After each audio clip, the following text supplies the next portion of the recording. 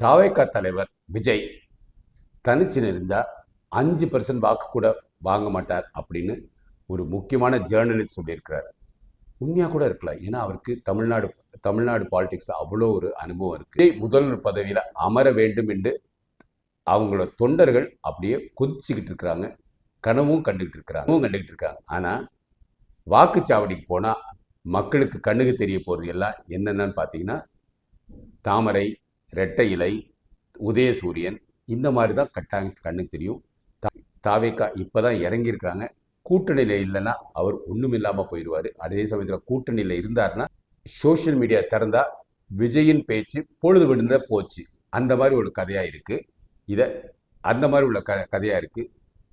அண்ணாமலையா, எடப்பாடியா, விஜயா, உங்கள் கருத்து என்ன? பதிவிடுங்கள்.